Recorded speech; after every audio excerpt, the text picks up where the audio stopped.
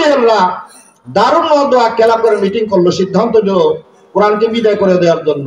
কোরআনকে বিদায় করে দেওয়ার জন্য তারা সিদ্ধান্ত নিল। নাউজুবিল্লাহ বলেন। বিশ্বনবী সংবাদ শুনে ডাকলেন, ও আমার সাহাবীরা, মসজিদে নববীতে তারা নামাজ পড়েছে, দাঁড়াও, নামাজের শেষে কেউ যার বাড়িতে যাইও না, আমি তোমাদের উদ্দেশ্যে একটা ভাষণ দিতে চাই। আল্লাহু আকবার। রাসূল বলেন, মক্কায় 13 বছর, মদিনায় 2 বছর, একটা না 13 বছর হইছে। এসব কত বছর হইল? 15 বছর অক্লান্ত পরিশ্রম করে তাইফের মধ্যে রক্ত দিয়েছি।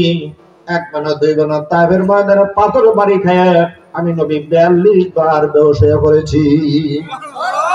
ও আমার সাহাবীরা, আমি কোরআনকে ছাড়ি নাই, তাইফের মধ্যে রক্ত দিয়েছি, এক বানা 2 বানা 42 বার আমি বেহুশ হয়ে পড়ে গেছি, সেই কোরআনকে আমি ছাড়ি নাই। আজ আবু জেহেলরা বদর ময়দানে 1000 সৈন্য মোতায়েন করেছে কোরআনকে বিদায় করে দেওয়ার জন্য। আমি তোমাদের কাছে চাই, কোরআন মহব্বত যার অন্তরে আছে, কারা কারা জীবন দিও হলো কোরআনকে রক্ষা করবা। ঘোষণা দেওয়ার সাথে সাথে রাসূলের সামনে 311 জন সাহাবী দাঁড়াইয়া গেল। কয়জন দাঁড়াইছে? আমাদের কয়জন? 311 সাহাবী দাঁড়িয়ে গেল। আল্লাহ নবী 311 জন সাহাবীকে মসজিদে নববীর মাঠের মধ্যে নবী তাদের ট্রেনিং দিতেছেন। 1000 কাফের। কাফের কত? 1000। ঘুমাইতেছে বাবাজি, এই যে খেলাম দিয়া কি রে বাবা, এটা ঘুমাইতে তো কথা বুঝবেন না, ঘুমাইয়েন না। কি আপনাদের কষ্ট হচ্ছে? জি না। কষ্ট হচ্ছে? জি না। তার তাকবীরে ধ্বনি দেওয়া যাবে? জি। জোরে দেওয়া যাবে? জি। রাসূলের চাচা হযরত আব্বাস রাদিয়াল্লাহু তাআলা তখন পৃথিবীতে মাইক আবিষ্কার হয় নাই, নারে তাকবীর আল্লাহু আকবার একটা আওয়াজ দিয়েছিল, একা গলার আওয়াজ, মাইক ছাড়া 8 মাইল দূর থেকে শোনা গেছে। সুবহানাল্লাহ। ইমানি জজবার কারণে, কিসের জজবার কারণে? ইমানি জজবার কারণে। সেই ইমানি জজবা দিয়ে একটা তাকবীর ধ্বনি কি দিতে পারবো আমরা? পারবো তো? পারবো ইনশাআল্লাহ। ব্যাটারি যার যত ভালো হবে আওয়াজ তত বড় হবে। কথা ঠিক কি না? কথা ঠিক কি না? দেখি কার আওয়াজ কত বাড়ে। নারে তাকবীর, নারে তাকবীর। আল কোরআনের আলো, আল কোরআনের আলো। শুধু এতদিন ঘরে ঘরে দেখেন, আজকে থেকে হবে আল কোরআন আলো সংসদে জ্বালো। আল কোরআনের আলো সংসদে জ্বালো। আরো জোরে, আল কোরআনের আলো সংসদে জ্বালো। লিল্লাহি তাকবীর, আল্লাহু আকবার। লিল্লাহি তাকবীর, আল্লাহু আকবার। নারে তাকবীর। কষ্ট আপনাদের? না। কষ্ট হয়? না। রাসূল বললেন, কারা কারা জীবন দিয়ে হলো কোরআনকে রক্ষা করবা? দাঁড়াও তো দেখি। নবীর সামনে 311 জন দাঁড়িয়ে গেল। কয়জন? 311 জন। মসজিদ নবীর মাঠের মধ্যে হুজুর 311 জনকে ট্রেনিং দিচ্ছেন কিভাবে 1000 কাফের অস্ত্রে শস্ত্রে সুসজ্জিত, আমাদের কোনো অস্ত্র নাই, সামান্যতম কিছু আছে, তো কাফেরদের 3 ভাগের 1 ভাগের কম। হুজুর ট্রেনিং করাইতেছেন, এমন সময় দেখে 2টা ছেলে। কয়টা ছেলে? 2টা। কিতাবুল মাগাজির হাসিয়ার মধ্যে আন্ডারলাইনে লেখা ইবনা আফরা, ইবনা আফরা, আপনার নামক একজন মহিলা, 2টা ছেলে। বড় ছেলের নাম মাআজ, ছোট ছেলের নাম মুআবিস। 2 ভাই, দাড়ি মোছা এখনো গজায় নাই। বিশ্ব নবীর দিকে দৌড়ে দৌড়ে আসতেছে, প্রতিযোগিতায় কার আগে কে আসবে। 2 ভাই রাসূলের সামনে হাজির হয়ে গেল। সুবহানাল্লাহ। ইয়া রাসূলুল্লাহ, নবীজি শুনতে পেলাম আবু জেহেল ইসলামের দুশমন, কোরআনকে বিদায় করে দেওয়ার জন্য বদর ময়দানে 1000 সৈন্য মোতায়েন করেছে। ইয়া রাসূলুল্লাহ, জনম দুঃখীর মার কাছে কথা দিছি, মাগো যে আবু জেহেল কোরআনকে বিদায় করতে চায়, আমরা 2 ভাই মা তোমার সাইডের থেকে আইছি, অনুমতি দাও মা, আমরা একদিন মাটির কবরে যাব। তোমার কাছে অনুমতি চাই মা, আমরা 2 ভাই সিদ্ধান্ত নিয়েছি কোরআনের দুশমন আবু জেহেলকে বদর ময়দানে যে আমরা 2 ভাই জবাই করব। আল্লাহু আকবার। আল্লাহু আকবার। এখনো দাড়ি মোছ জ্বালায় নাই, গজায় নাই। ইয়া রাসূলুল্লাহ, আমরা 2 ভাই আপনার কাছে এসেছি, আমাদের 2 ভাইকে যুদ্ধের মাঠে নিয়ে চলেন। রাসূল প্রথম বললেন না। কি বললেন?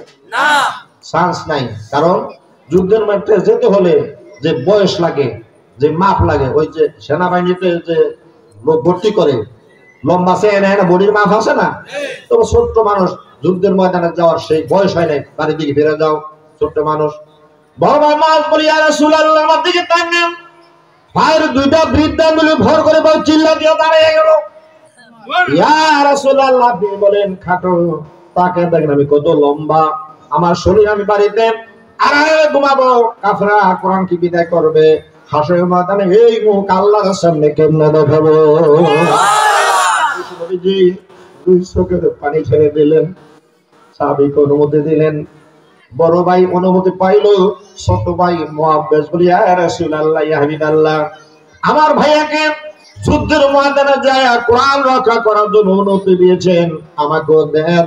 আমি যদিও ছোট, ভাইয়া যদিও লম্বা, আমি যদিও খাটো, হুজুর যুদ্ধের ময়দানে লম্বা খাটো দিয়ে কিছু আসে যায় না, যুদ্ধের ময়দানে শক্তি দিয়ে যুদ্ধ করতে হয়।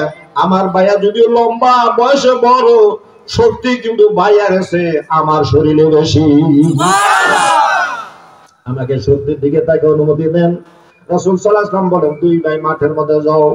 311 জন সাহাবী নিয়ে মসজিদে নবী সাল্লাল্লাহু হুজুর দাঁড়িয়ে আছেন। ছোট দুই ভাই কুস্তি করে বারবার, ছোট ভাই বড় ভাইয়ের বুকে নিচে পড়ে যায়। একবার কানে কানে গো ভাইয়া গো, ও ভাইয়া আল্লাহ রাসূল তোমাকে অনুমতি দিয়েছে লম্বা দেখে, আমাকে অনুমতি দেয় না। আমি বলছি আমার শরীরে তোমার শক্তি বেশি, ভাই একবার সুযোগ দিলে আমি তোর বুকে চাপা দিয়া শক্তিটা প্রমাণ করে দেব। ছোট ভাই সুযোগ নিয়ে বড়বার বুকে চাপাতে পারি, ইয়া রাসূলুল্লাহ ইয়া হাবিবাল্লাহ ভাইজানকে আমি কুস্তিতে হারিয়ে দিয়েছি, শক্তি প্রমাণ করলাম, এবার আমাকে যুদ্ধে যে কোরআন রক্ষা করার অনুমতি দেন। আমার নবী দুই চোখের পানি ছেড়ে দিয়ে কান্দা, আল্লাহ মুসা নবীকে বনি ইসরাইল উম্মত দিয়েছো।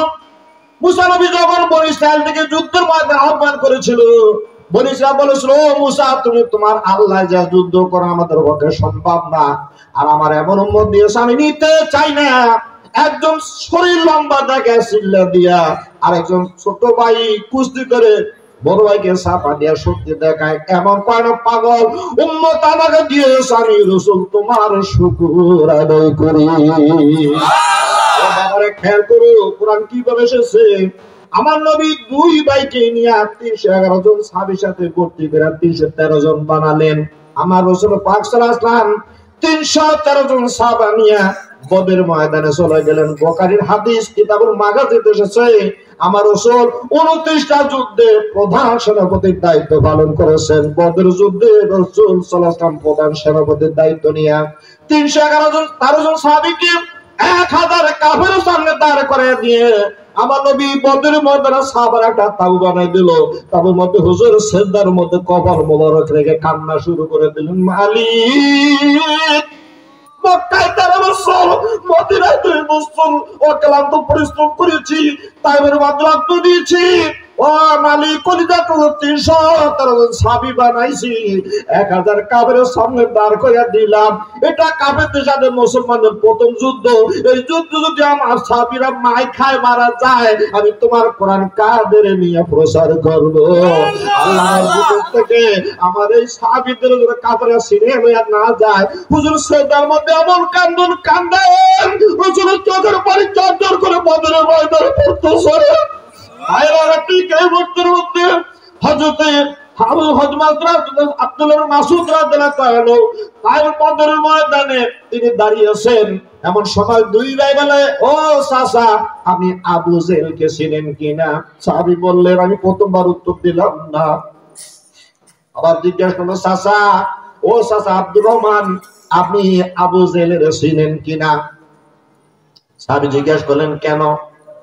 কারণ আমরা মার কাছে শুনেছি আবু জেহেল ইসলামের কোরআন বড় দুশমন, কোরআনকে বিদায় করার জন্য বদরের ময়দানে 1000 সৈন্য সে মোতায়েন করেছে। মাকে কথা দিয়ে এসেছি দুই ভাই আবু জেহেলকে আমরা জবাই করব। আবু জেহেল শুধু নাম শুনছে, জীবনে দেখি নাই, একটু দেখে দেন আবু জেহেলকে। আব্দুর রহমান আওফ রাদিয়াল্লাহু তাআলা বলেন আমি দুইটা ছেলের চেহারার দিকে তাকাইলাম, বারবার তাকিয়ে দেখি তাদের চোখের মধ্যে চেহারার মধ্যে বেহেশতের নূর ঝলমল ঝলমল করতেছে। ভাইরা হযরত আব্দুর রহমান আওফ রাদিয়াল্লাহু বললেন মাদার মুআব্বিস 1000 কাফেরের পিছনের দিকে তাকিয়ে দেখো যেই লোকটা ঘোড়ার পিঠে চড়ে পায় তারা দিতেছে, এই লোকটা হলো আবু জেহেল।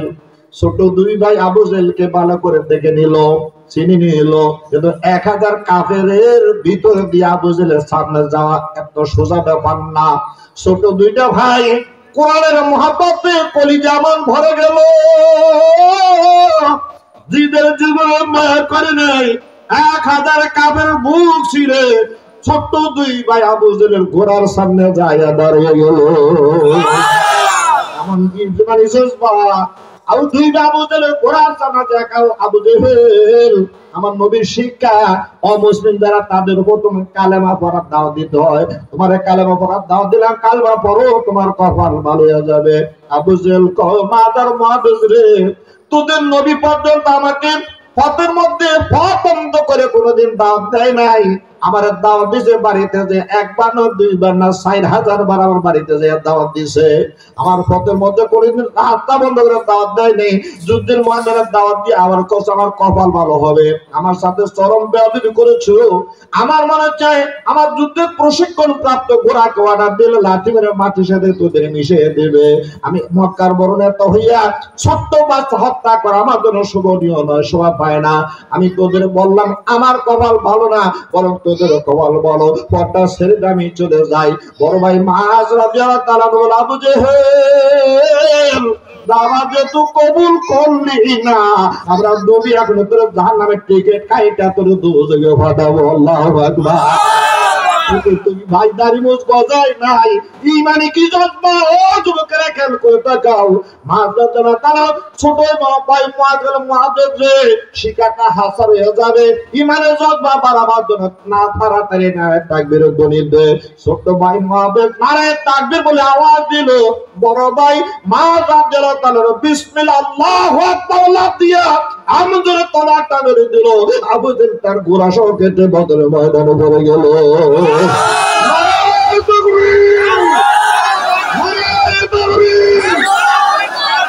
আবু জেহেল বদরের ময়দানে পড়ে গেছে। কোনো বলে আবু জেহেলের ছেলে ইকরামা সেই দিন কাফেরদের দলে, তার বাবার দলে ছিল কাফের।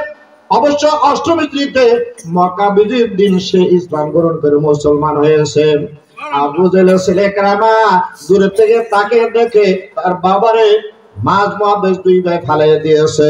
প্রতিশোধ নেওয়ার জন্য মাঝের দিকে তলোয়ার নিয়ে ছুটে এসেছে।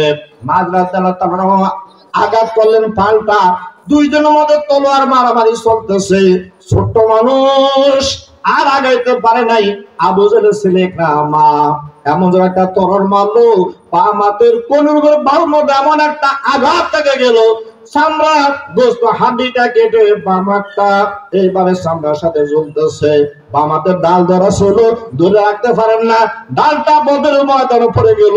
ডাইন হাতে তলোয়ার, এখনো তিনি পিছপা যুদ্ধ চালিয়ে যাইতেছেন। কিন্তু কাফেরদের দিকে যখন তলোয়ার নিয়ে দৌড়ান, জুলুম তাটা করে এইদিকে বাড়ি খায়, করে এইদিকে বাড়ি খায়।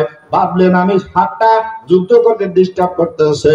এমন সময় রাদিয়াল্লাহু তাআলা হাতের দিকে তাকা, হাত তুই যদি আমার সাথে শরীরের সাথে থাকো ভালো করে যুদ্ধ করতে পারবো না, ভালো করে যুদ্ধ করতে না পারি কোরআন রক্ষা করা যাবে না। কোন মহব্বতে মাহরাতে বদর ময়দানে বাম হাতটা মাটির মধ্যে রেখে ডাইন পাটা হাতের তালুতে দিয়া এমন করে টান দিল, হাতটা ছিঁড়ে বদরের ময়দানে পড়ে গেল। জুলুম হাতটা ছিঁড়ে আকাশের দিকে তার আসমানের মালিক আসমান থেকে তাকে দেখো, আমি মাঝ হাতটা ছেড়ে দিয়েছি, বিনিময়ে তোমার কোরআন আমি বুকে ধারণ করে নিয়েছি।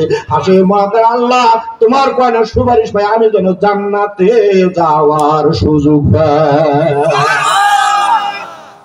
আমার বন্ধুরা বাবাজিরা, এটার নাম কোন মহব্বত, এটার নাম কোন ভালোবাসা।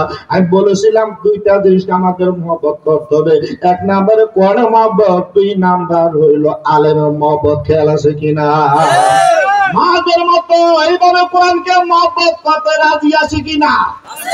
আমাদের রাজি আছে কিনা? আর হাতাল আল্লাহকে রাখান লিল্লাহি তাকবীর, নারে তাকবীর। হাত উঠে রাখেন, নামের নামটা উঠে রাখেন। আল্লাহ তুমি দেখো, তোমার কোরআন দেখতেছে। আল্লাহ তুমি দেখো, তুমি সাক্ষী। আল্লাহ কোটি কোটি ফেরেশতারা ভিডিও করতে আল্লাহ গো হাসরের মাঠে তোমার এই বান্দারা হাত দ্বারা উঠাইলো আল্লাহ সকলকে কোয়ানে ভালোবাসা দিয়া জান্নাতের মালিক বানে বলুন আমিন। লা ইলাহা